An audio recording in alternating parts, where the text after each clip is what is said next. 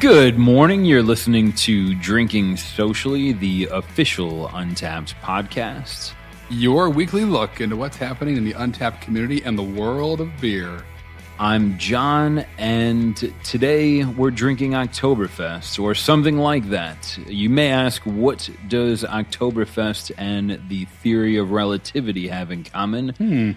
Not a whole lot, but somewhere around 120 years ago, Albert Einstein was working as an electrician, and he helped set up one of the tents at what has become the largest festival in the world. How about that? We're very excited to poorly replicate this here today with you guys, without Einstein, but with the actual Steins. Hey, jokes on jokes. And I'm Harrison, still once again. Today's the day.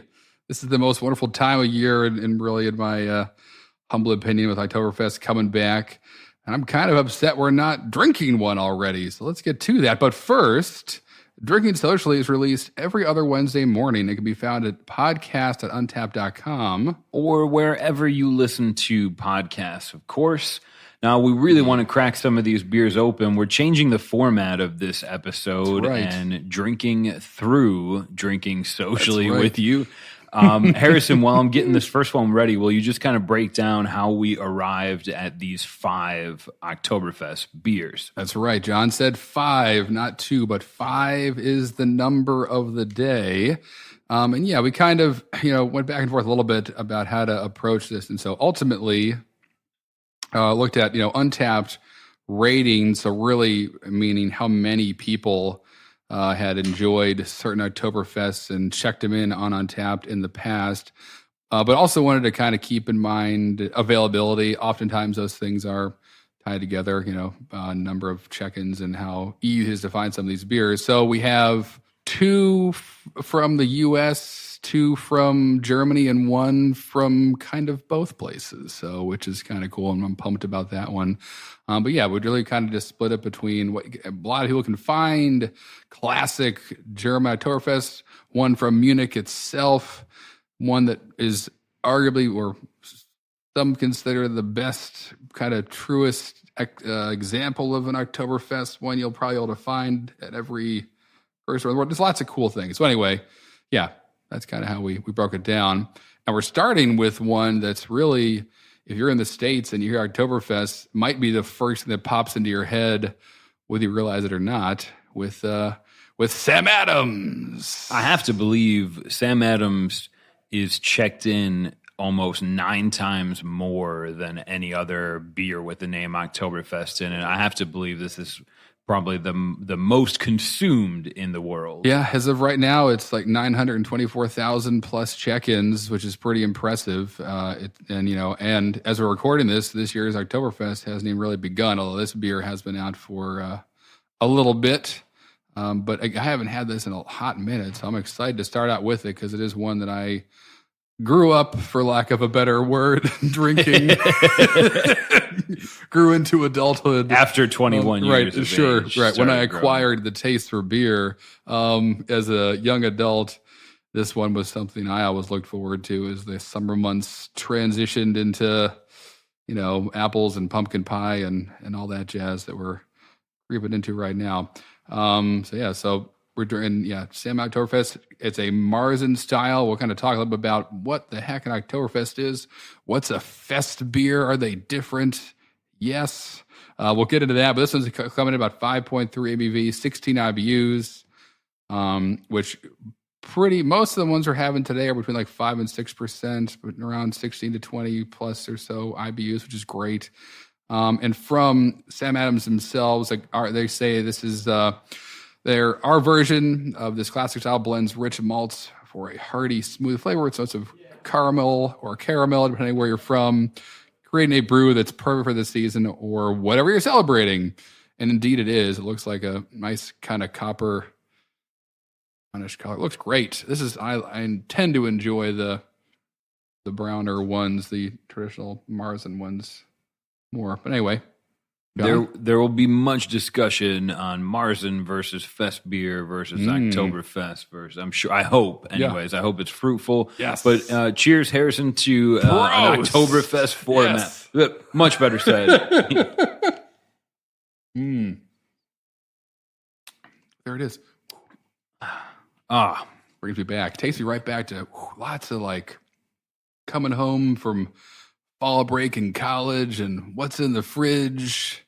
Boom, Dad grabbed the Oktoberfest. much like macaroni and cheese can take you back to That's a right. comfortable home, this beer takes me back to northern cold autumns. Right, yeah. That's right. Both of us growing up in the northern states of the U.S. Yeah, it's definitely right. It's like it just like leaf mold, a gross thing or sounding gross, but leaf mold is one of my favorite smells in the world. I kind of smell the leaves breaking down after they hit the ground, in the fall months. And yes, this smell also doesn't smell like leaf mold, but it reminds me, just like John's macaroni and cheese, I was outside smelling the ground, I guess. A really weird childhood for Harrison. Just outside a lot. Wasn't allowed in the house much for obvious None reasons. of us were, yeah. There are breakable things in there. It's better to bounce around in the trees. But yeah, oh man, this is, funny, obviously everything's about perception, and this is for a lot of people, probably myself included, one of like the earliest memories I have of an Oktoberfest is Sam Adams, and it's classic, like it's to the style. This is awesome. It drinks. I believe this is the first lager we've done. Ooh, in season 2. I think you're right, John. Google's better memory than my actual memory, Right. but at least I know this is the first Oktoberfest beer we've drank in season 2. And starting with the reigning American king of the style, this is exactly right. It's caramely and light and crisp. Obviously, you can find a caramel soaked imperial stout, right, if you look in today's world. But this is the darkish beer that I can drink in mass. Right. I'm sure many will be doing at the time this is released. Exactly. Yeah. And that's a good, we can start talking about that right away. So that's like part of the thing I love about Oktoberfest is that these things are traditionally, they used to be brewed in March, hence Marzen, German for March, brewing the beer then, let it sit through the summer, enjoy it in the fall, and it would cellar and lager, which is just the German word for age, or to age something. And that took a lot of so caramel malts are kind of like something brewers battle a lot. They can be, if you use them too much, like an IPA or a pale ale, it could be really bready or really kind of sweet and cloying, and it puts off some kind of somewhat undesirable flavors if you use too much of it. It is a specialty grain, or caramel malts are a kind of large group of specialty grains. You wouldn't use it as a base grain, which is what base grains make up the base or the majority of pretty much every beer out there. But when they take a chance to sit a little bit and kind of mellow out, and as they do when you're lagering something like a Marzen, that kind of sweetness dissipates considerably, and kind of just lends itself to being much more smooth and kind of like a little bit like little toffee notes in there a little bit, and there's kind of like a spiciness from the hops. I know he cares a lot about serious German noble hops. They do at Sam Adams. So you get like a little bit of that spiciness, but mostly it's very smooth, awesome color, nicely carbonated. But I'm really excited to hear Harrison continue to break down as we've gone through. The hope is that we get through all 5 of these Oktoberfest beers and kind of compare them against each other as we move forward. Yeah. The one kind of tragic thing, but who cares, right? Oktoberfest sees somewhere around, would you say, 6 million visitors in the modern era? Yeah, like even more than that now, probably. I think almost 20 years ago, actually exactly 20 years ago, they clocked in 6.5 million people visiting Munich in Bavaria in Germany, the beginning where Oktoberfest began, I think like 96 something years ago. But yeah, so it's like you said in the beginning, the largest beer festival in the world, and rightfully so. And pretty cool on the day of IPA that lager is kind of banging its shield and saying, "Huzzah! Here I am." Banging its shield is exactly the way this lager would introduce itself. Exactly. Yep. But never able to be served in the real Oktoberfest, or Weiss as it's called. Only beers brewed in Munich. In Munich, yeah. And we have one today, so we're excited about that. But yeah, yep. I mean, as you're kind of going through this second season of Drinking Socially, we've covered a lot of beer that have from a couple of different ones in Belgium we talked about, and other ones in Germany. We talked about Kolsch's a little bit, that have a real, they're very much part of a city or a region's identity and their history. And many historians have written about, how kind of beer was the genesis for civilization, for agriculture, for having a reason to stay in one place. You could plant enough wheat to malt it into booze. It's crazy, right? Tired of running from tigers in the woods. Let's build a wall around this field and live here so we could make something we like drinking. So, and it makes us feel great, and not worry about the tigers in the woods as much. Harrison has a lot to learn about where tigers are from, but or jaguars, large cats, wherever they may running be. From cats, always running. That's what it was. That's why we're still terrified of them today. But anyway, so I have no idea what I was talking about, John.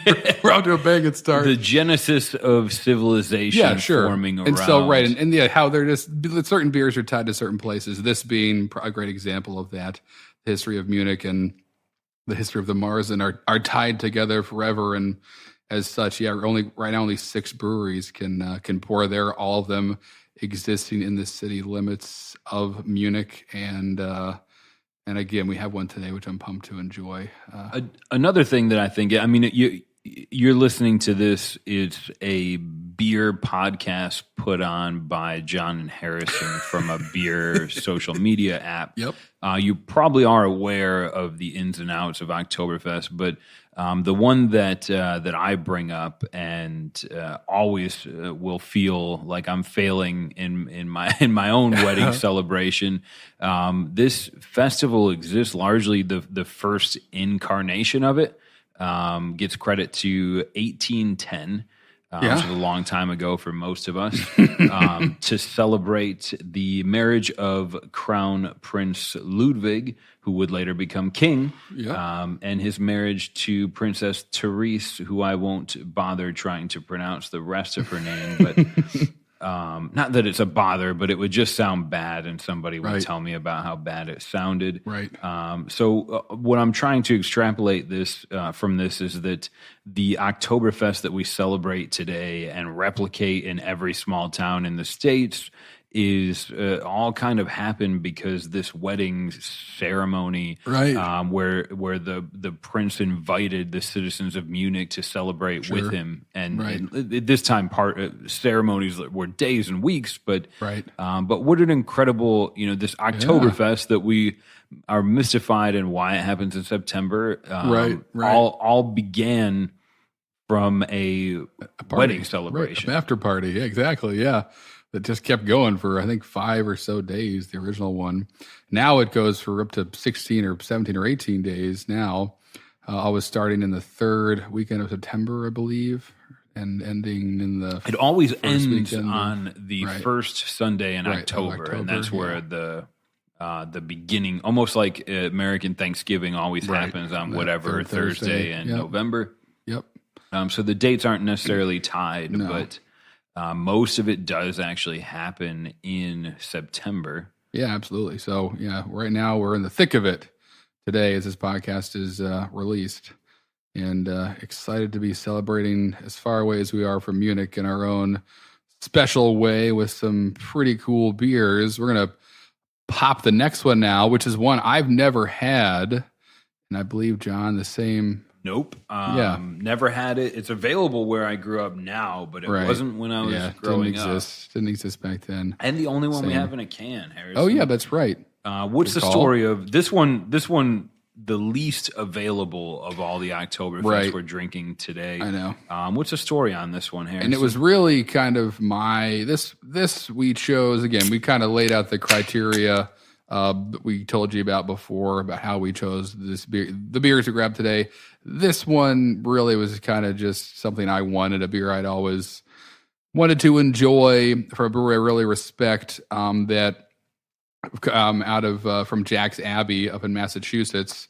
Their Copper Legend, and we happen to have someone, Mary, shout out to Mary, from the office here who was heading up that way, and she was like, yeah, I can grab you some. So we're like, yes, let's do it, put it on the podcast. So yeah, they refer to it as a fest beer on their, on the actual can, and as they talk about it, on their website coming, but it's called Copper Legend on Jack's Abbey. Just one I wanted to really, again, enjoy. So this is a selfish grab for me. But if you're out in New England area, it's available pretty much through Connecticut, Massachusetts, Vermont, New Hampshire, I think maybe Maine. Even in Buffalo. Oh, that's right. It got out to Buffalo. We saw that too. Thank you, John. But yeah, 22 IBUs, 5.7 ABV, and decidedly lighter in color. First thing I noticed right away, this is much more straw than copper. And so this is a cool thing that these beers, and you hear the word Oktoberfest, you hear the word Marzen, you may sometimes also hear the word fest beer, and they're not quite all interchangeable. There is, at least in the BJCP's eyes, there, which is a source we always keep using, the beer judge certification program that kind of helps out with just getting standards in the homebrew world and the beer world. The Great American Beer Festival looks to them for style guidelines for that, which we'll talk about in a little bit too. Lots of foreshadowing today, but they kind of have this really great way of breaking down the difference between a Marzen and a fest beer style, where basically the fest beers were lighter. They're kind of like golden.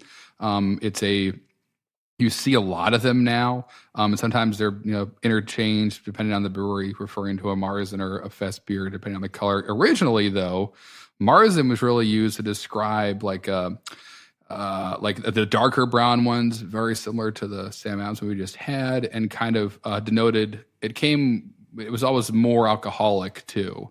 Now sometimes again, fest beer and Marzen are interchanged, but if you have a lighter one, technically, at least according to the BJCP, and really the history we see in Germany about these beers, it is rather a fest beer.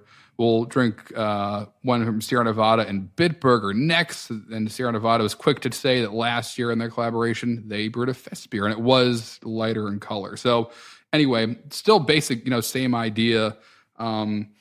Bloggered for a long time. I think a lot of breweries now brew even their Marzens in July, and will lager them for 3 months or so, leading up to their release in August, September, whenever it is. But yeah, I'm pumped to try this one because I haven't yet, but it's definitely lighter in color than the one we were just enjoying from Samuel Adams. I'm going to dive in. Let's check this out. Here we go. Ooh. Tell you what. That is very hard to do. Ooh. Yes. Wow, that is so different. That is very hard to do, though. How smooth that is. Man. That's amazing. Peppery almost in there. Something in the end. Bit. Yeah. But it's just so... Wow. That's great. Look out. Look out. I'm aware that Harrison has been explaining the difference between a fest beer and a Marzen. Right. For the layman, myself, who thinks Oktoberfest, this couldn't be more different than the one we just drank. Yep. If I drank them a week apart, I might not know it as well, but to have them back to back, this is an entirely different beer. Mm-hmm. I don't get the caramely sweetness in here. I get a little more, still a lager, still light, still drank for the same hopeful reason. It's got a great mouthfeel, awesome lacing. It's got a biscuity nose to it, but again, it's less caramel malt in here, way less caramel malt. There's still a great, it's not straight straw. It is a little more, what's the word, opaque? Definitely cloudier than Sam's for sure. The description, if I was drinking an IPA that felt like this, I would say it's really soft. Right. Yes, exactly. Like awesome mouthfeel. It's so the carbonation. Does and biscuity. When you said that, I finally clicked in my head. All day. Could I assume that this is way more heavy on the initial and biscuit malts versus caramel malts? Caramel malts can be. They're our biscuit malts can be caramel malts. Caramel malts is a big term. You can get lost. Kind of like saying American strong ale. There's like so many different ways to roast it and doing the different grains you start with and all that stuff. But I would love to, look at a lot of the times it's literally just like a caramel malt and a bunch of Pilsner malt. Like that's it. Like the malt bills for these beers can be amazingly straightforward, but there's 2 or 3 malts in it. That's it. It's the noble hops, and you let the time and the aging of it really, and the yeast you're using, pull out all the flavor that we're getting today. Yeah, I mean, again, so lagers overall, and we can kind of dive into this a bit. One of my favorite beers to drink from any brewery because it really kind of shows you how good that brewery is. It's very hard to hide an off flavor in a lager. If there's one there, it jumps out and gets you right away. Not much to hide behind, yeah. Right. So you have to be really good at and know what you're doing, real dialed in to make a really great lager. And that's where diacetyl, which we talked about before, that's like the one that we freak out about the most, the one that I'm super sensitive to. 0 of it in here should go without saying, but that's the one that can show up in lagers most frequently. And so there's just more to monitor and do, and it takes more time and all that kind of stuff. There's definitely more that goes into making one, which is interesting in that, the obsession that at least the States has with, light lagers all over the place. That's such a more difficult beer to make than a pale ale would be on any given day. So, but here we are drinking them all over the place. But this is just a fantastic, representation of that more fest beer, lighter looking, but still great mouthfeel beer. It's like a light little biscuit. This is I'm very much along for the ride on this one with Harrison. I've drank Oktoberfest beers in the fall, but I love learning. Right, and here I am admitting again that I view them as all very much clones of each other. Right. And I'm after going from Sam Adams to Jack's Abbey, I'm really excited for what's to come next. Yeah, I know, right? One thing I will point out, we've got Sam Adams that we drank first, almost 15,000 check-ins this month, almost 1 million total, about 920,000 check-ins on Sam Adams. Fantastic. Jumping over to Jack's Abbey, it's 1,000 check-ins this month, which is still...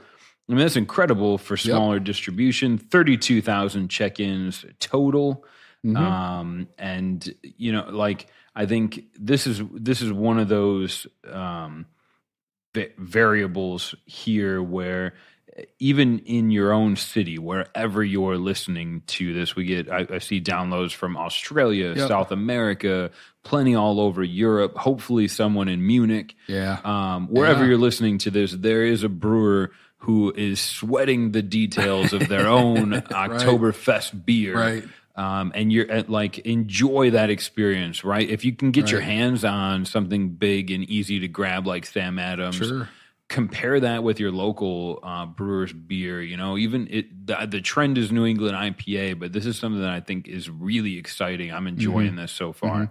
Yeah, and thinking about it, looking at it a little bit more, this may even have some Munich malt in it, which would make sense, being it's a fest beer style, and Munich being the home and the birthplace of that.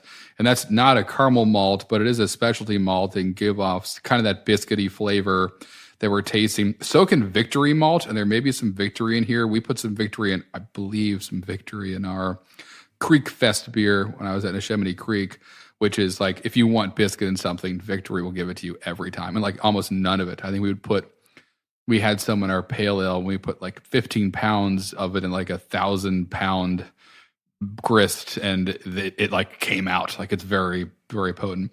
So may not be much of that, but just looking at the color, may not have much or any caramel malt. Good, more will be some Munich malt and pale Pilsner malt, and boom, that's it. Throw some noble hops in there, and then just play the waiting game. Definitely. Of the two we've had so far, this one I could drink this beer all day long.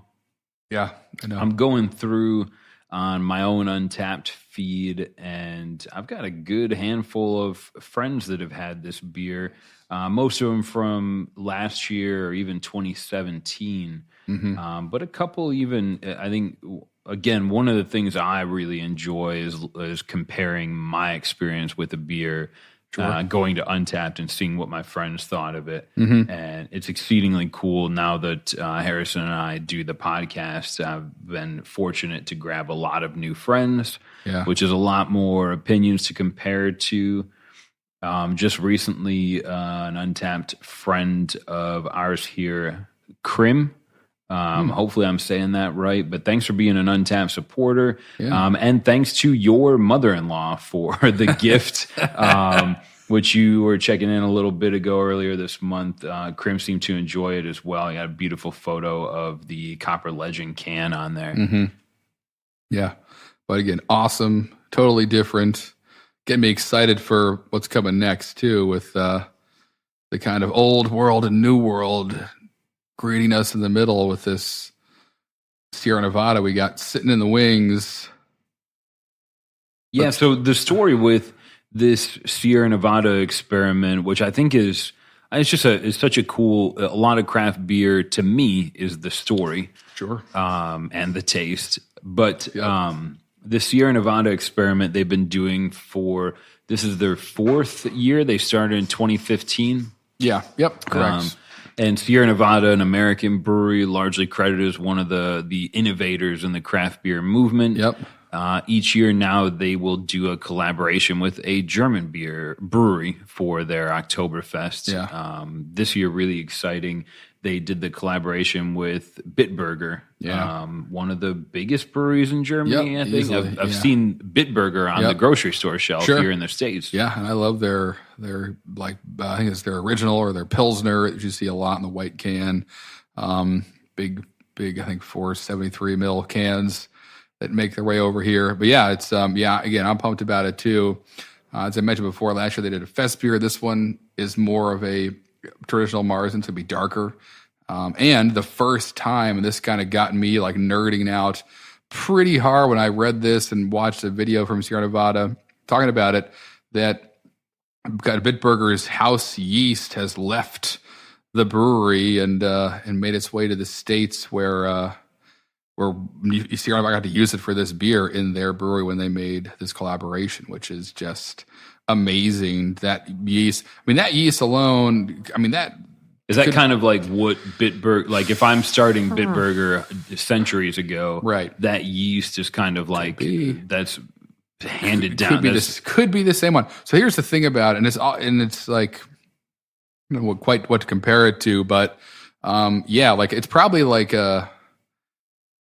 there's probably a lot of kind of secret history there, or a lot of legend they've let kind of probably to get some legs and go its own way with that yeast. Because yes, you're thinking that all the time. It's like this yeast is the same one they've used since 1610, or it's this is the seventh, right? The 7,000th generation. It really could be, but there's no real way to know unless you got into their books and actually tracked like each generation they grabbed from which tank and all those things. If that's even all written down in one place. But yeah, we got for our Oktoberfest, we used the Endick, which is another brewery in Germany, their Helles Lager yeast. We made a Helles Lager for a yeast farm, which is something breweries will do. That are repitching yeast, which is very common these days to use the same yeast again and again over. That's what I mean when I say generations. It's you start with Gen 1 or Gen 0 really, and then you brew a beer with it. You pull some of that yeast out when it's done doing its thing, repitch it in another beer. That does its thing, keep going. But it's, yeast kind of, I guess, learns what it needs to do after a couple of generations there. So it's great to kind of get it going with a few beers. And if you have a beer in mind, what you want to use it for, have it go through a couple other beers first.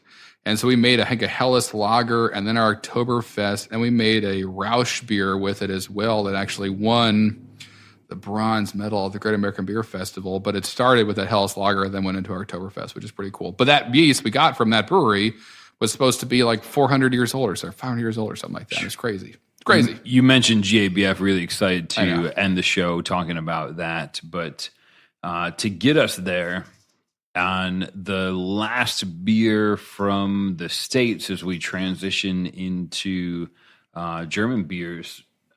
I think we've kind of introduced it a little bit early, but again, we're breaking the trend with this show. Exactly. Format, really just, and we're just drinking, hoping that neither of us fall over. We're sitting down already, table. which is good. Right. Yeah. We've gotten ahead of ourselves. There it is. So we're going to crack open the next one up, this Sierra Nevada Oktoberfest collaboration with Bitburger. Sierra Nevada, the first couple of years they did this was with a smaller German breweries. Yep. Last year was Weinstefan, which is the oldest, which is supposedly older than the country I live in. Right. By many, by hundreds of years. By a long, long time. Almost older than boats, I would almost say. Yeah. But with Bitburger, this collaboration, I hope they continue this. I'm really excited. You could drink this beer every year and literally have something different. Brand new. Yeah. No, it's an amazing idea. There she is. And I've heard great things about this year's from a lot of people already. So I'm just pumped about that. We're getting our hands on it. And of course, how readily available this is. I mean, it's dozens of verified venues. You should be able to, from the States, find it in your grocery store, your favorite bottle shop, your friend's fridge. It's all happening. It's all beginning. But yeah, wow, super copper. So we're jumping right back to copper. Crystal clear as it comes out there. Pouring this one out, awesome puffy head. It takes me back of the two, obviously, back to the Sam Adams Oktoberfest beer. But this is you could take a photo through here. Yeah, it's crystal clear. It's reddish more than brownish, I would argue, in first glance. And this is so we don't know a whole lot about the collaborative efforts here, other than Bitburger sent their yeast over to the brewers at Sierra Nevada. And one story that I latched onto in reading their reviews and doing this is that when they sent samples back to Bitburger, the brewer tasted it and said, I know she's in there. Yeah, she is. I think that. I'll taste every beer that I can get my hands on. Right. But I love the story that Bitburger brewers were able to just taste it and know that's our bug. Like an old friend. Sure, exactly. I mean, at the end of the day, that's all. I said it again and again. That's all brewers are doing is trying to make that yeast happy so it can do its job and make the brewers look good. Because really, at the end of the day, it's those bugs running around making booze that makes us all have cool things like this. So our last American influence, Oktoberfest beer. Cool transition. Yeah, here we go. A proper Prost to you. Prost and Harrison. cheers. And let's do it. It's only going to get worse from here. Oh, tons of spice. Right away is what I get. Jumps at me. 3 of the same beer, all so different. I know. That's so cool. Wow. This has a flavor more like the copper legend from Jack's Abbey, but it looks but a body more like the Sam. It's got a significant +2 to body score. Yeah, and more bread in here, but perfectly. Yeah, but so balanced. Man, how about them apples? This Oktoberfest from Sierra Nevada, Bitburger. Obviously, use Untappd to find it if you haven't had it yet this year. This is a pretty cool. Again, I love what they're doing with this, and it'll be different next year. You'll never be able to find this again. Pull up Untappd. Right. This should be available. It's been checked in almost 10,000 times this month. Yeah, and on the overall Untappd ratings. Of Oktoberfest style beers in the United States. This Sam Adams and Sierra Nevada have some of the highest ratings that you'll find. And that comes a lot because they're getting checked in so much at so many different places. Sure. Yeah, this is also the booziest one, coming at 6% hard, but still 22 IBUs, which has almost been every other brewery that's listing IBUs. Seems like 22 to an Oktoberfest beers, 22 international bitterness units, which might not even be a real thing. We'll do an episode on that one day. But yeah, so a little bit boozier, but man, that's got some great body to it, and it's beautiful color. It's it tastes like they said mouthfeel plus it's like a bit bigger than any of the other ones, even though it's only slightly more alcoholic. you get, and saw that probably do it again, especially malts. They're definitely more in here than, and more of a variety than the Copper Legend we just enjoyed. But man, I just love this style. I think it's so, the history, how drinkable they are, but kind of warm me up. And this one alone, like we've said, John and myself kind of hammering this home, this is what Sierra Nevada is doing, still innovating, still being exciting, and not kind of settling on being big enough. They're seeing, what else can we do? Well, let's start collaborating with German breweries on Oktoberfest. Cool, let's do it. And they have the ability to make that happen and bring it to people like, that may not be able to experience that stuff over in the States. It just doesn't get here, those kinds of beers. Not all of them do. And awesome. You need, much like doing a vertical, which is still something that I think Harrison and I will have to there. Put together in our beer plans and podcast plans. But honestly, this time, especially as you're listening to this podcast, if you have a grocery store or a bottle shop that'll let you do a mixed six, even if you're an IPA person or you haven't ever really loved lagers, it's a really fun. I'm having a blast. This is the third Oktoberfest beer, and every single one is telling me a little bit of a different story. Yeah, absolutely. One of the new Untappd friends I have here from the podcast, Rooksy, added me about a week ago on Untappd, and I saw that he was drinking this Oktoberfest beer. Checked in, and I let him know we were going to be doing this for the podcast. That's right. He gave it a great review. There's probably almost half of my friends list have checked into this beer, including my wife and a friend of mine who has a brewery out in central North Carolina.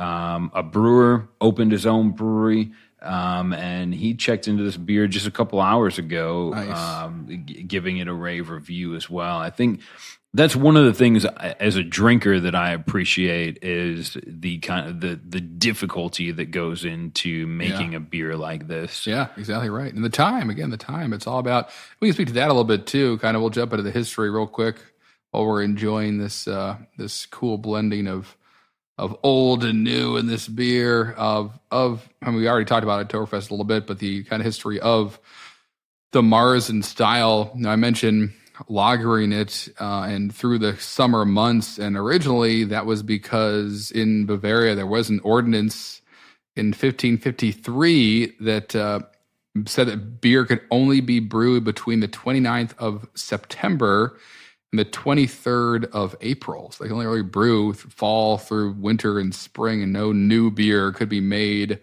in the summer months. So in March, before that kind of 23rd of April got there, they would always make the Marzen and let it sit through those summer months, in caves, in barrels, hidden away from the sun to be enjoyed later. But yeah, once again, the history just jumping out there. I wonder how long they're lagering this guy in Sierra Nevada. So they have the space for it. But that was you said that was in 1510? 1553 was the decree, that actually said this is the way it's going to be here in Bavaria and around Munich. So after the German purity laws were established, and that's another plays into this kind of in the background, or that all these beers conform to the purity law of 1516.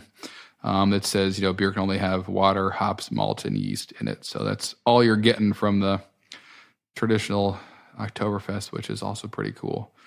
Man, oh man. I mean, the history here, it's just really just fantastic when you think about it and be able to taste it now. I think that's I grew up in a time where I saw the internet happen to me and to my parents, and frozen food and microwaves and convenience, and things were changing. And I still you take so much pride in making your pasta the way your Grammy did, or your meatloaf the way your mom did, and I think there's so much history that the purity order from Germany kind of instilled. But even there's some great American breweries that follow that tradition. Right.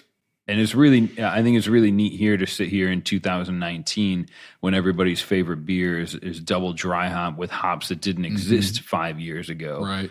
And drink something that tastes arguably similar, or if not sometimes exactly the same as it would have 50, 100 years ago. Yeah, I mean, right, because it's just such a straightforward beer, and there's nothing crazy about it. I would be very curious. Obviously, sanitation's come a long way since these beers are being stored in caves with, spiders and maybe the odd brown bear. But yeah, you're right. I mean, these recipes, the ones that in Germany and Munich and arguably, which the recipes here, which are based on those recipes, are unchanged for hundreds of years.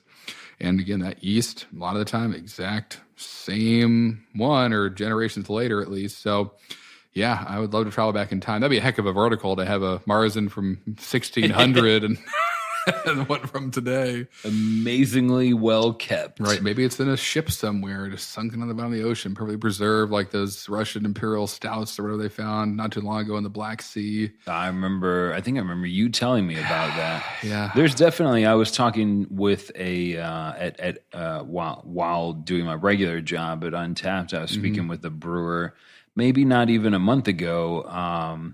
Really cool, down-to-earth guy. He wanted to make German-style lagers in Pennsylvania, which is a German-influenced state here.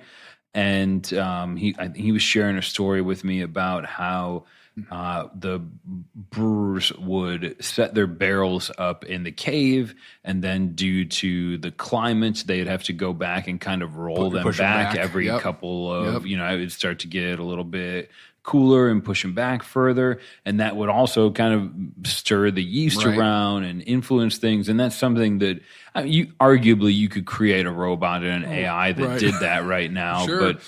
But aside from that, it was almost like you had to do that if you wanted your beer to come out good. And in doing that, it would also change and influence the way your beer was going to end. Yeah, absolutely. You're right. Yeah, we've talked about that a little bit before on the podcast, how like there's, more about spontaneously fermented beers, or you may have that sweet spot in the corner of the brewery that gets the light from the moonlight or whatever, the sunlight hits it, and it's always about 5 degrees warmer there, and that produces some funky stuff. Yeah, this is right. Same deal. I mean, the amount of like kind of labor that goes into making a beer, even still today, as automated as it is, the time and the patience, it's especially with a beer like this. I mean, that's what I taste. It's just it's hard work to make something this awesome, and it's happening. We're enjoying it. All of these beers have been a great story, and now as we're finishing up here, Harrison and I are going to take a quick break and come back drinking. Going to Germany, going to Munich itself. Yeah, precisely. Real Oktoberfest beers is as qualified as we can get here. Right, exactly right. I'm pumped.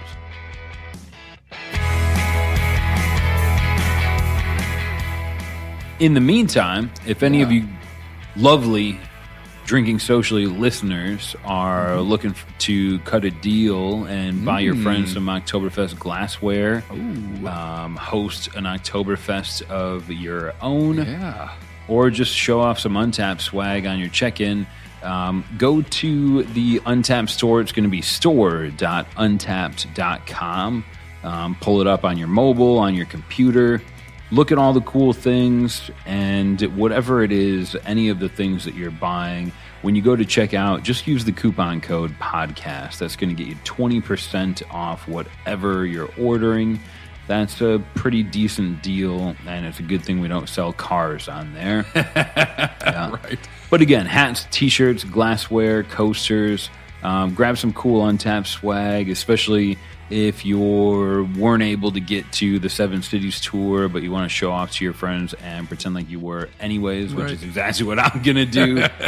Go to store.untappd.com, use the coupon code podcast, grab a decent discount, grab some swag. It'll show up in the mail. It's like Christmas when it shows up there a couple days later.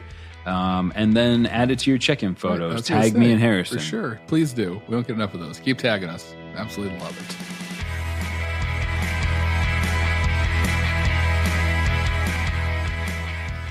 diving right in. So, as we mentioned a little bit earlier, if you were in Munich and you're at Oktoberfest, you're only drinking beer from 6 breweries.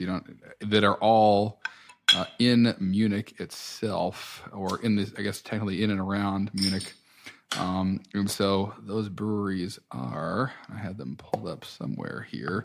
So, and I'm going to do a horrible job of pronouncing these, and I'll try my best. So better you than me. Right. Augustiner Brau, Lohmbrau, Paulaner, Spottenbrau, Hofbrau, which I love, and then boom, Hacker Shore, which we have today, which was originally 2 different breweries, Hacker and Shore, merged in 1972. Boom.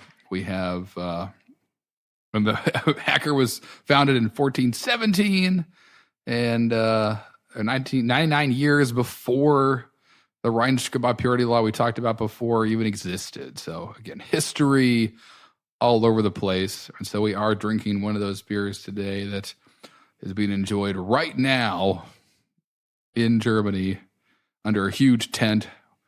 There's tons of bratwurst and pretzels and amazing food. Right. Just roller coasters. Right. Loud lights and people wearing drindles and lederhosen. Amazing. Mainly tourists. Right. Exactly. Which is exactly how Harrison and I will show up there for sure. I'm excited.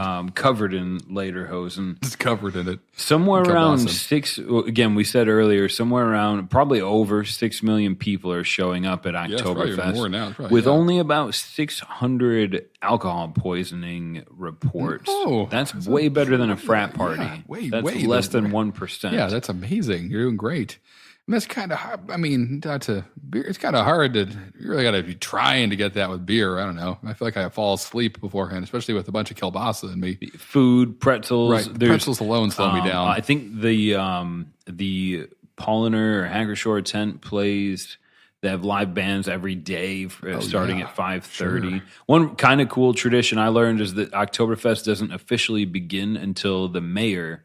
Yes. And he says it in German. The equivalent would be it's tapped, right? And cheers us and proclaims, and everybody is able to start. There's, I think, drinking. As an American, I view a drinking festival much differently. I grew up where, you go to college and then you just drink for sport. Mm-hmm.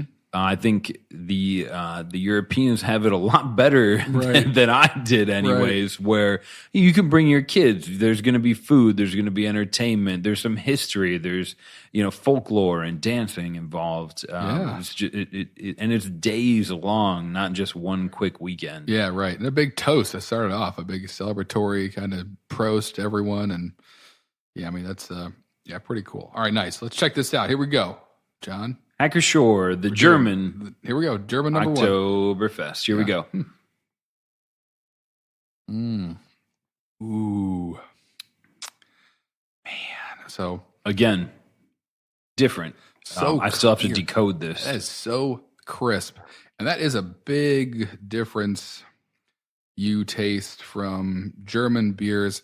I have a whole thing about German water and why it's so good. We won't get into that today. Not too deep, but maybe we will. We'll see what happens. But anyway, like it's very hard to, with brewing salts in other places of the world, kind of duplicate this profile of this water.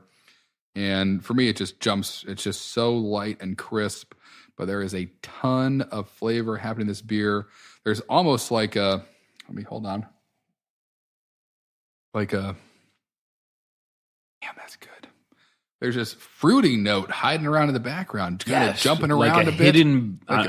Like a hidden Belgian quad. Right, it's almost exactly. Like it's tucked in there a little bit, but it's that sort of like candy fruitness. Right, yeah, it's hiding around. But so incredible, so unassuming, clean. It looks right. It pours. It's just as clear. Yeah. As most of the Oktoberfest we've had outside of Jack's Abbey, but it's more brown in color. If you asked me to drink this beer with my eyes closed, that'd be another fun adventure. We'll get there. Nope, that's LaCroix. If you asked me to drink this beer with my eyes closed, I would probably describe it differently. The color, I think, is influencing what I'm looking for. Good point. Very could be. But man, it's just...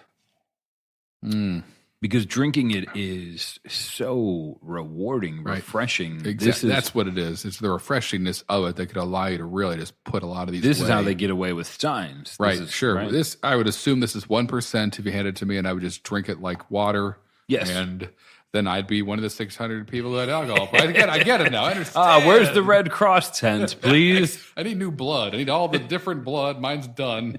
I've used all mine. Do you have that? How much does that cost? Can I Venmo you? This is incredible. So my first intentional German Oktoberfest beer, not just something that was at a friend's house or, hey, you should try this. Right.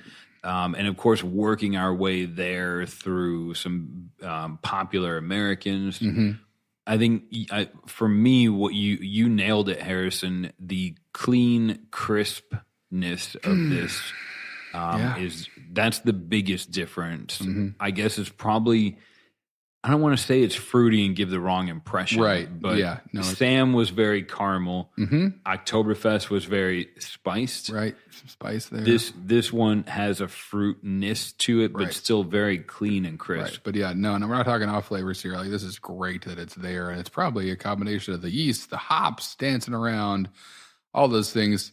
Some quick hits on this. It's classified as a Marzen. It's 5.8% ABV. Couldn't find the IBUs out there. But they kind of tell the same story we did, in their official website, kind of reading up on how Hacker Shore describes this as, it was forbidden to brew in the summer, stronger beers. So the Marzen was brewed in March and served at Oktoberfest.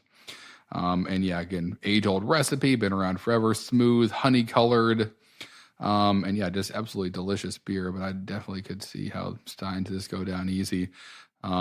It's exciting to be enjoying it right now, and pretty popular on Untappd. 119,000 different check-ins total, 87,000 unique, and already 2,000 as of recording this month. But this is one that I would, if you kind of want to get a bead on, Oktoberfest and how it's happening in Munich, kind of watch that monthly number just watch people through checking the roof. Photos, right? Yeah. That too, exactly. The bathroom lines and all that stuff.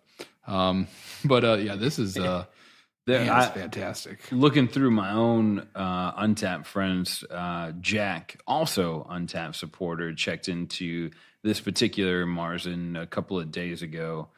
And he's got, there's a huge comment thread, which I love seeing on Untappd.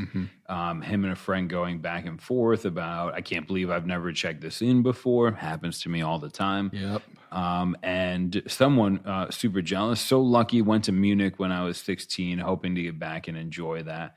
If I'd have went to Munich when I was 16, I'd be German now. I would have never come home. Right. Right. And this is also something we kind of uncovered while doing a little bit of research about this, and something I'd heard about before was that a lot of the times this is lighter in color, and a lot of the breweries in Germany do export kind of the fest beer, lighter versions of this. And actually that's what's really consumed at Oktoberfest today, or a lot of the fest beer, the lighter Marzens, if you will, the paler German lagers that were all the rage in like the 90s, and what kind of started this shift towards them. That's what you're probably getting in the States. And looking at some of the check-in photos of the bottles, some of the ones that are over in the UK, in Europe, and Germany do look different than ours. Pop tops, things like that, and their color is a little bit different. So there are different kind of variants of this depending on where you are in the world drinking it. But, still coming from the same brewery, amazing stuff. But again, like we said, like usually Marzen used to just kind of be used like a synonymous with darker German lager, and then the paler version being the fest beer. It's really all the rage now. But this is awesome. I'd love to try to get out to. It's become clear that we need to get out there, John. I think that's what's happening tonight. 2020 in people Munich. Are demanding. People like meaning me, but just to kind of just find out for myself, get to the bottom of this myself, together for science. Red Cross tent. Right. Find that first. That's this particular Oktoberfest and the one we have coming up next among the two most checked in Oktoberfest beers that come from Germany. Correct. A good start. We know that obviously Tim and Kyle had covered Oktoberfest a year ago. Kyle gave me one of the greatest quotes ever from that episode. Any party that's 5 days long should end in a horse race. High kind of precedent to meet there, but.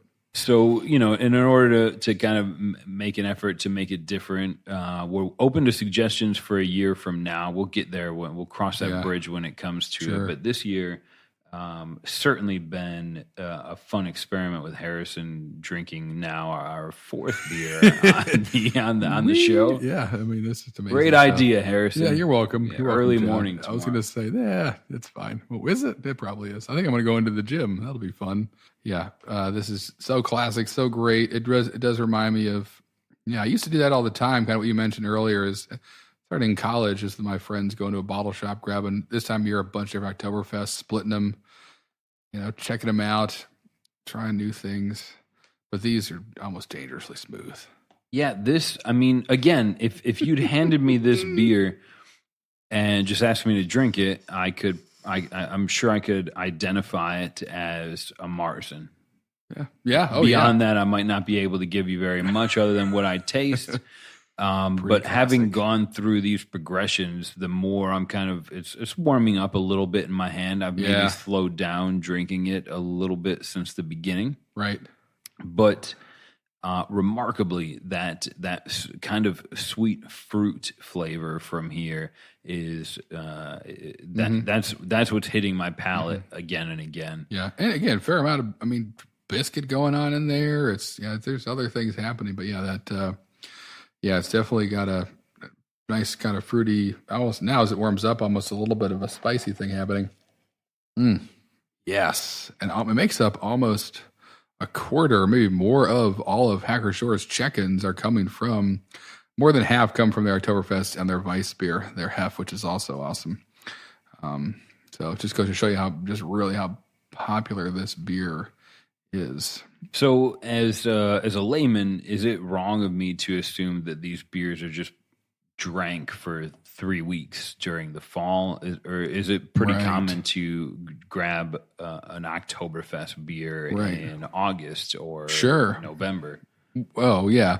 Well, a lot of the times now they are being released earlier in August. Often you'll see them kind of start hitting the shelves more towards the end of the summer, kind of.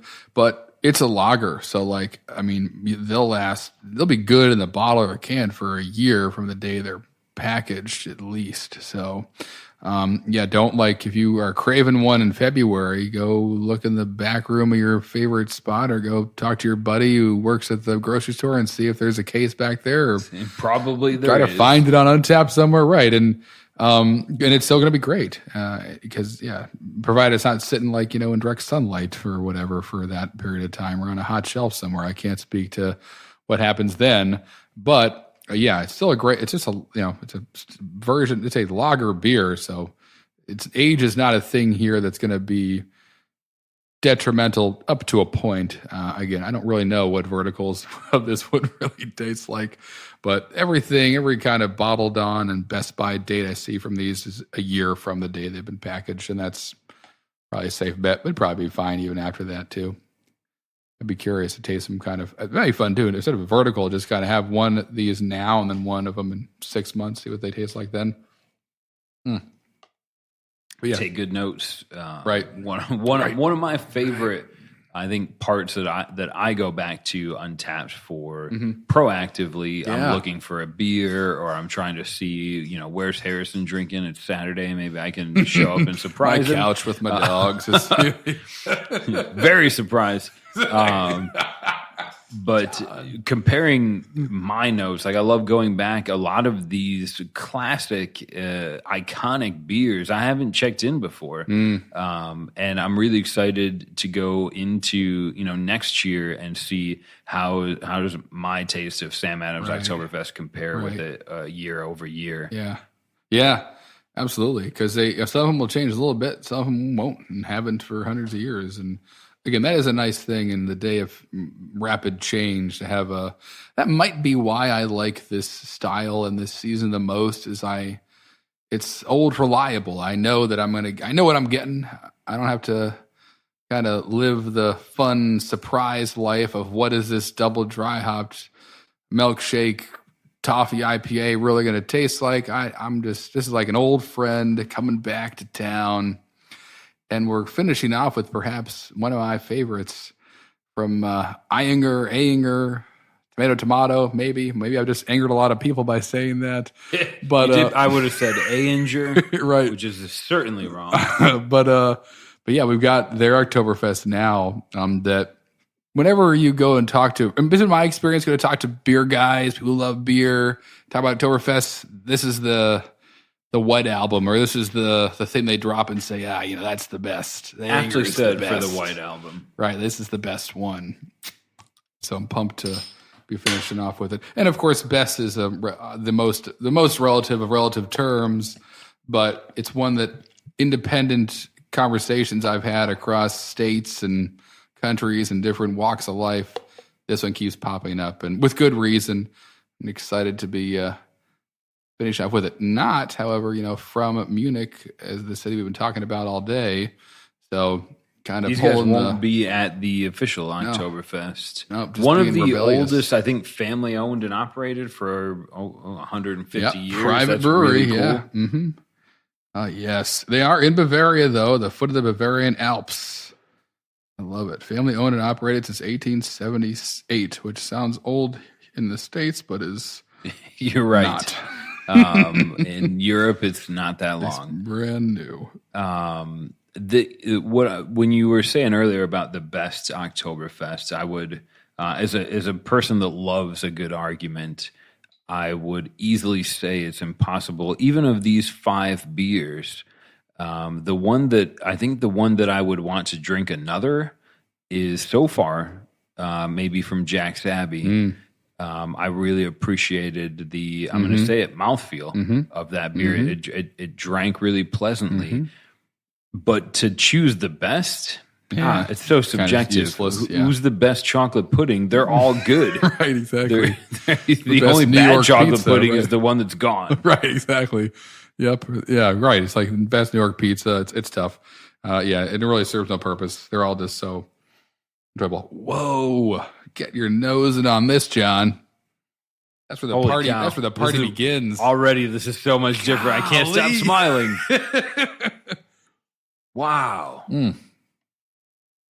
I should taste it. I keep smelling it. I'm going to hyperventilate. Right. Careful. Wow. Big copper caramel. Man. And the cool thing about that is it tastes like the grains that it's made with taste, like in smell. If you stuck your head in the wort of a beer as you're brewing a beer, this tastes like a brew house smells. Right. This is wort with bubbles in right, it. Exactly. It tastes like a brew day, which is exciting for me for obviously tons of flashbacks happening now. But man, boom, that's the biggest nose by a long shot. Holy cow. It in an initial taste, this one is probably closest to the Sam Adams Oktoberfest. I think it's kind of caramely. It's kind of hugely sweet. caramel. It's got a. I'm trying to determine the color between orange and brown, which is very difficult at this point. Yeah, right, exactly. Yeah, I'm with you there. Yeah, right. It's that's orangey. It's more orange than. I think it's more orange than brown. I agree. It looks like a penny. It looks like a penny that isn't brand new anymore. Exactly. And that's how they describe it too. The amber colored, rich and full bodied. And indeed it is. Just kind of scanning the bottle. The body for sure, after coming off of the Sam Adams was pretty filling, was a big full palate to take in. Jack's Abbey lessened that. Sierra Nevada's Oktoberfest brought some back. Hacker Shore was clean and crisp, but this one, finishing with this one, I don't want to say ale and sound like an idiot, but but here I am. Like it has that that linger, like that. It coats your mouth like a good hot chocolate. Right now, there you go. You're right. No, it does, John. Absolutely. Yeah, it's all over my whole entire mouth, my whole face. Really. huge lacing on it. It's dancing around all over the place, legs running for days. This is it's trying to get out of here, but it's no. I mean, golly, this one I don't know if I could crush as much as I could with the Haggard Shore, but it's definitely one that gets me kind of excited. This is one that, like, throw the fire in the fireplace, start petting the dog, throw the fire in the fireplace like a proper ninja. The drawback of doing a 5-beer episode is that you become a wizard, but. One of these on the back on a cool fall back porch. That's right, sure. Just burning something down. It's preferably with a controlled fire somewhere. Just chucking some flames and petting the dog away from the flames. Yeah, man. Kind of sneaking away for a cigar. This is great. This reminds me of a funny story. It's not this beer. It was actually with Hofbrau's Oktoberfest. We had moved into recently a new house, probably just about two years ago. We moved in November. So technically, again, I'm still during Oktoberfest then. I had Hofbrau House's Oktoberfest, grabbed a 6-pack of a bunch of Oktoberfest and pumpkin beers and whatever, headed home. My wife was out with the kids somewhere. We had just moved in, only had one set of keys, and she had the keys. So I got home to a locked house, but I had a 6-pack of beer in my hand, and I was like, great, I'll just pull. There's a chair there was one chair in the backyard. So I pulled that out, cracked the beer. I always have a bottle opener in my pocket because I've been alive for long enough, and cracked it open and started drinking it. And it was like a great, I had 2 or 3 beers there, and she got home wherever they were and had dinner. But that's one of the first pictures and check-ins I did at my house, was in the backyard, locked out of it. And the picture itself is of my backyard in the fall. And it had just a picture of me, the beer, and tons of leaves. And at that moment I was like, oh, I know what I'm going to name my house on Untappd. This is the land of 1,000 leaves. And that is, if you follow me on Untappd, most of my check-ins happen at the land of 1,000 leaves. But it happened from that night with an Oktoberfest in my hand, locked out of the house, but couldn't have been happier. Just enjoying myself in all of that leaf mold, John. Just sitting there in the leaf mold, having an Oktoberfest. You want to make Harrison happy, bring him some old decaying throw leaves. Some leaf mold in my face. But that, as an Untappd friend of Harrison's, I've seen Land of 1,000 Leaves and assumed it was his resentment to raking. Right. That paints a pretty big. My home check-in is Palm Pound, and we'll do a different episode on what it's like to live with 6 amazing Pomeranians. But Loud, I think. Loud's true to their German heritage. But Pomeranians hail from there. This is a good beer. It's working. This beer is working. This beer is doing its job.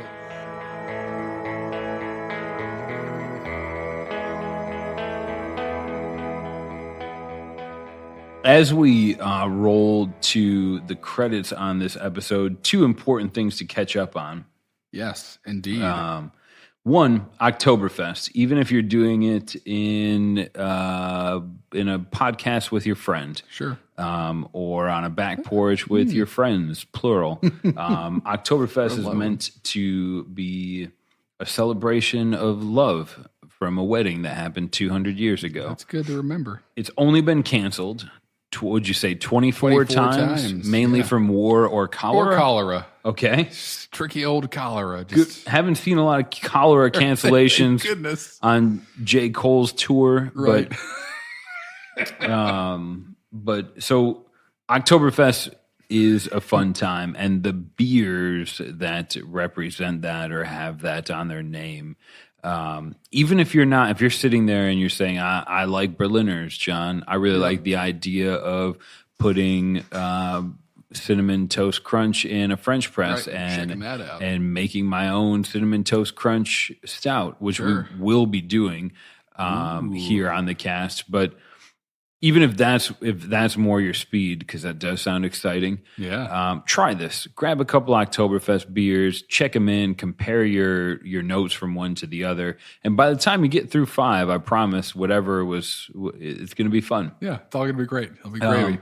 So what I wanted to close with is that we had Greg on the podcast for the last episode. Yep. Thanks for listening. If you made it through the phone interview, sorry about the audio quality, but I know Greg was really excited. As you're listening to this, he's probably just finished up with the Answer in Richmond, Virginia. Yeah. We drank their beer on the last episode, and it was it was weird. It was juicy. It was wild and crazy.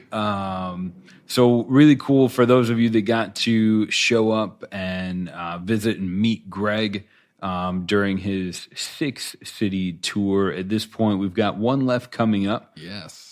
His last stop is going to be in Cerebral Brewing in Denver, Colorado. Oh, wow. Make sure you get his last stop on the tour. This guy, this man, this person that I love having a beer. And he really, if you meet Greg at one of these events, you quickly realize that he might as well be the guy that you drink most of your beers with. He's incredibly humble, way too humble. I know. The guy can tell me anything that's wrong in computer language. It takes me a week to understand. Right. But Greg's amazing. If those of you that did make it out to see him, hopefully that was a rewarding experience and you got to have some beer and, tag him in your check-in photos. We got Cerebral coming up to close out the 7 Cities tour for 2019. And then right after that, just a couple of days after that, Harrison, I think as well as anybody what's coming up around the corner for that one. Boom, the GABFA. It's happening again. The Academy Awards of the beer community, whatever you want to call this huge, amazing festival, the country's preeminent beer festival and competition in Denver. Yeah, it's kicking off the 3rd through the 6th. It's the 38th consecutive year.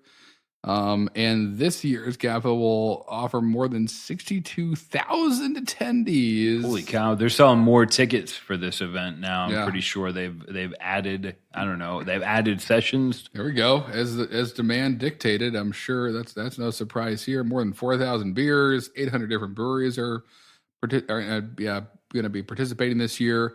And it's kind of like a 3-part thing that GABFA is. It's, it's part beer festival. It's part kind of like trade show almost, or like conference, if you will. Lots of classes you can go to as a person or a brewery to learn about whatever you want. And then, of course, this huge competition, the Great American Beer Festival is really, as I kind of just joked about, but not really joking about, like this Academy Awards like show. It's like the big American festival that also judges kind of best beers, styles, breweries of the year will be revealed. It's gonna be amazing, and it always is. And kind of its counterpart, the World Beer Cup, which happens every other year, often referred to as the Olympics of the beer world, is something else we talk one day, but one episode. But this is an awesome event in Denver. But really, in terms of the beer world and breweries, this is what they look forward to all year. They've submitted their best beers. They're there having fun, pouring beers for you, excited to see who wins what and when and what they'll do for you. And I was fortunate enough to be on a couple brew teams that won a few Great American Beer Festival medals. But when we talk about the beer judge certification program, that's the guidelines that they lay out are what the Great American Beer Festival uses to judge all these beers from breweries all over the country, and kind of pick best for style and overall best brewery based on size of the brewery. And it's just a great day and exciting for a lot of hardworking breweries to kind of have their dedication be kind of recognized by their peers, by the Brewers Association that is of course hosting this and supporting them all. It's a blast. So it's exciting industry wide, and from the beer side, from the visitor side, it's going to be a huge party. Denver itself is going to be the center of the beer universe for a good couple days there. If you can't get tickets but still want to go to Denver or nearby, go, because they're going to be all the awesome beer bars and parties. I mean, it's just amazing the stuff you get to see available that you won't find maybe the rest of the year or ever again. We talk about it in the office often. Years ago, there's a photo with Greg and some outstanding Untappd users that had actually created badges, real life badges for the badges that they earned, and a sash. And I mean, it's just it's the trade show for beer, right? There's plenty to be drank. This year, the Brewers Association, I think they actually started last year, but this year, I know that there are typically this thing sells out the day tickets go on sale. This year, they actually did have a lot of additional events and sessions and more tickets that were available. With the hopes of getting some more people in experience. And Harrison and I will definitely be covering some of the winners in the next upcoming episode. There's a brand new category for a collaboration cool. beer. They restructured some of how the breweries are judged based on barrels produced and where they go. Right. So there's some kind of restructuring that happened there. But at the end of the day, I think it's always you see these breweries that win a medal at GABF, and that instantly goes for me on my wish list. Yeah, I mean, it changed so quickly. Anecdotally, that changed Neshaminy Creek's whole entire trajectory, and they won the gold medal for our Churchville Lager. Oh man, what year was that? 2015. The first time we won it. Won a couple medals for that beer. It was, I think, the second or third year it had been open, maybe just the second, and that and then boom, all local papers grabbed onto that, regional papers, award-winning brewery in the area, and it really kind of just set this fire under about us, or about the brewery, about Neshaminy Creek, that got people pumped about them, what they were doing, and ever since kind of the eyes of the beer world have been upon it, and we've been fortunate enough while I was there to win a few more in the successive years. The most recent one being that beer I mentioned earlier that we used the German yeast for, that won bronze for smoked beer, and I think 2016. Anywho, yeah, it can change a brewery's whole entire kind of trajectory in life and story. So it is very exciting for this industry right now, and I'm pumped to see what happens and who the next brewery that people are buzzing about. They may come out of who knows where. We may not know. Not many people may know about them yet. Really? But then, boom, this happens. It's a big stage to make it on. And 38th consecutive year coming up. I mean, we ask a lot of you folks that are joining the Drinking Socially Facebook group, one of the questions we always like to ask is about your first craft beer experience, which... to put together. There's been some amazing stories.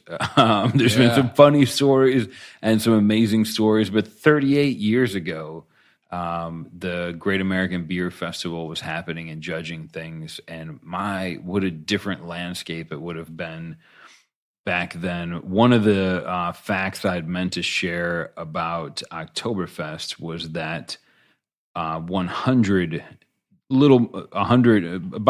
years ago, they poured 120,000 liters of beer at Oktoberfest 1910. 120,000 liters of beer. Wow. 1910. And last year, Oktoberfest, they poured 7.5 million liters of beer. And that's not double dry hop Berliner Weiss with strawberry extracts and unicorn rainbows. Right. That's Marzen's. Yeah. But that's an amazing, holy cow. A lot of beer. It's like Bitcoin level growth. Yeah, it's a lot of beer. I would love to. Oh, man. Soon, John. Next year, live casting from the fairgrounds, from the top of the Ferris wheel, with double fisting leaders. The last podcast. So, if Harrison and I make it there, let us know. Was it worth it to drink 5 beers on an episode? Are you excited about Oktoberfest? Are you going to have your own? Yeah. What are you drinking? What Oktoberfest have you had so far? A local brewery, a big brewery? You're excited? Is there Oktoberfest you have every year? You gotta have as soon as it gets back out. And of course, as always, show notes will be available at podcast.untappd.com. If you have any questions or feedback or want to start your own Oktoberfest Thanksgiving tradition, connect with Untappd on Twitter, Facebook, Instagram, or you can connect directly with Harrison and I on Facebook.com/drinkingsocially. And we'll see you in 2 weeks. Prost! Prost!